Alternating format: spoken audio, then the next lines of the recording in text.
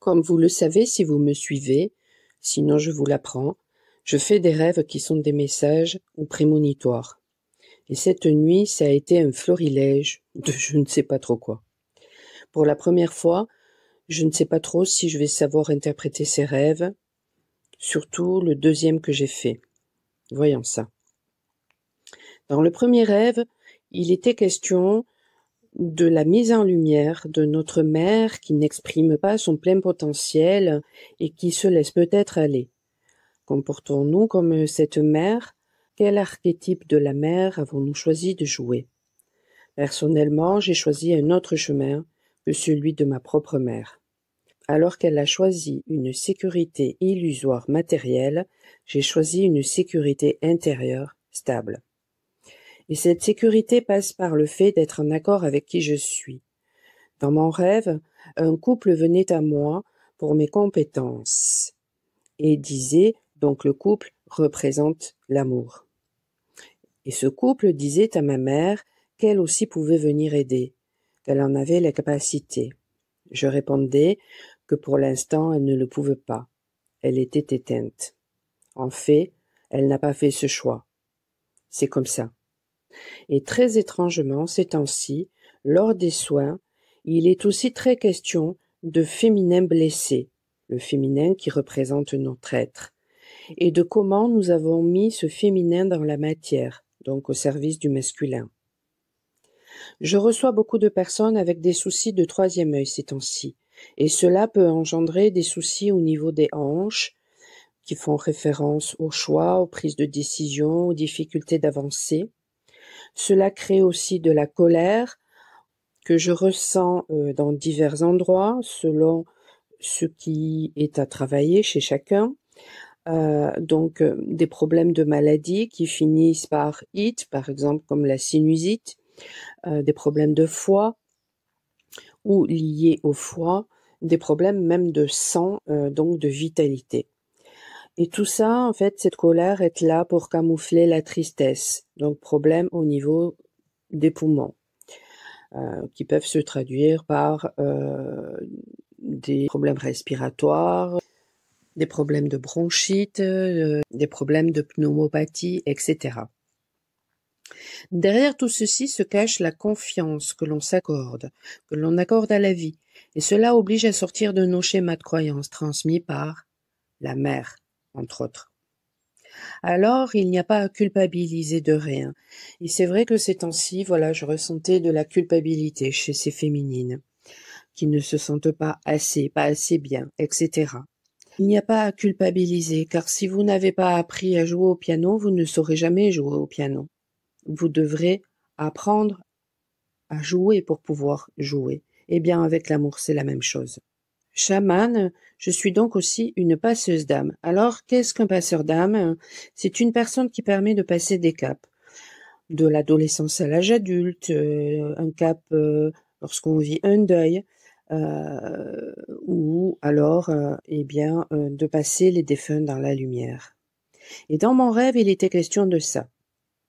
Le couple qui venait à moi, donc qui fait référence à l'amour, le couple, n'était pas vraiment clair. Alors je me connectais à chacun d'eux et tout d'un coup, des frissons me traversaient le corps. Puis j'ai été projetée contre un mur. Donc cela fait référence au rejet lorsqu'on a voulu peut-être se connecter à l'amour.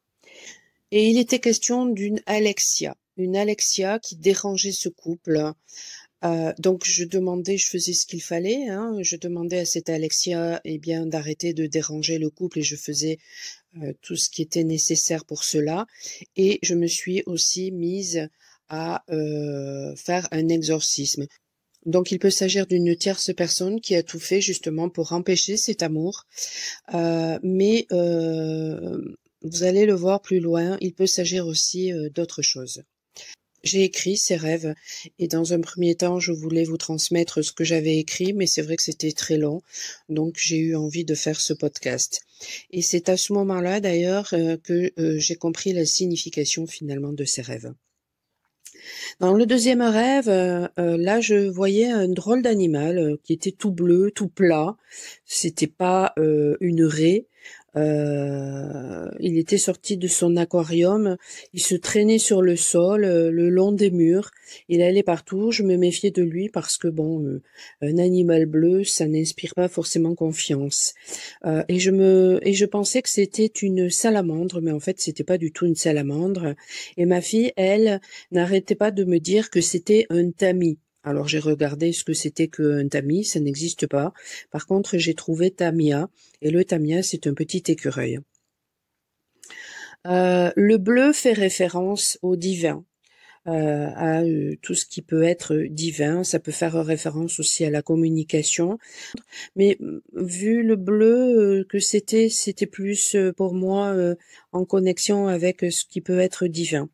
La salamandre dit que nous sommes conscients de ce qui se passe autour de nous et que nous pouvons utiliser justement la salamandre pour envisager nos projets et nos rêves pour l'avenir. Cela fait aussi faire référence au fait de tenir compte des leçons du passé. Alors j'ai cherché ce qu'était finalement la signification du tamia. Le tamia encourage l'expression de la joie et l'importance du jeu dans la vie quotidienne. Et ça nous est transmis par nos enfants, par notre enfant intérieur.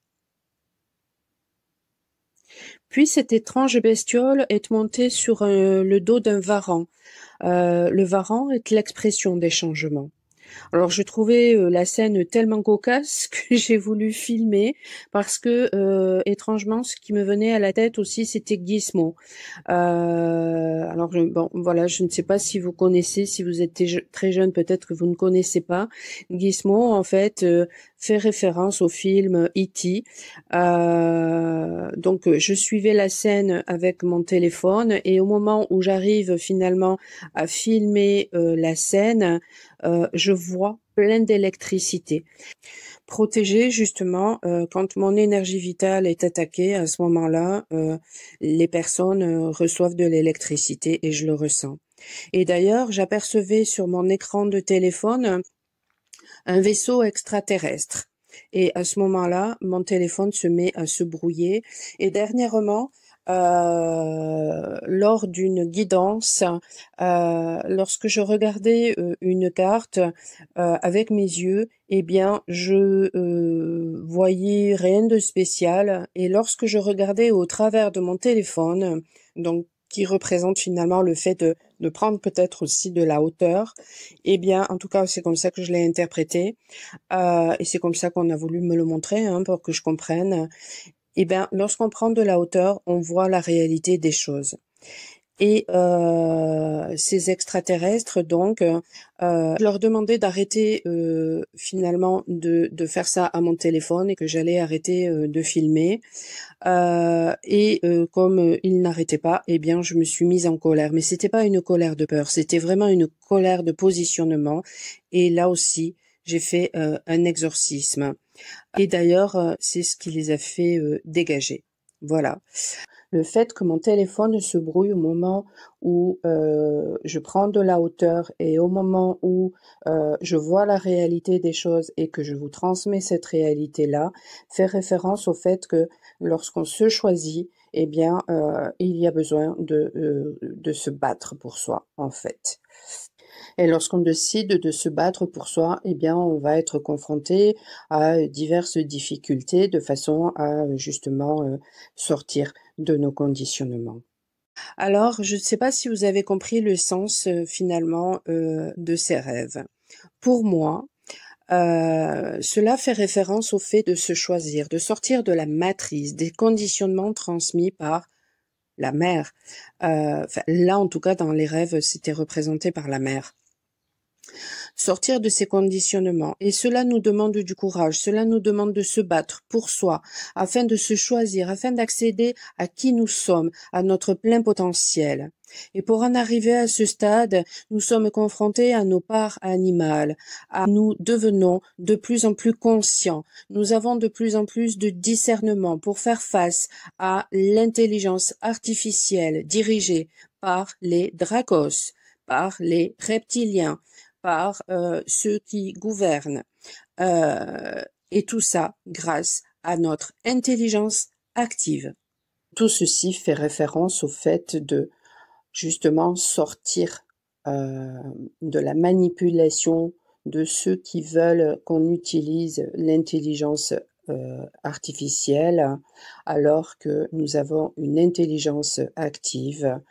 Et lorsque nous mettons notre intelligence au service finalement de notre cœur, donc notre tête au service de notre âme, eh bien à ce moment-là, mais à bon escient, pas sous le prisme, lorsque l'esprit finalement, donc notre soleil prend le gouvernail et non plus notre ego, eh bien à ce moment-là, nous sommes dans l'intelligence active.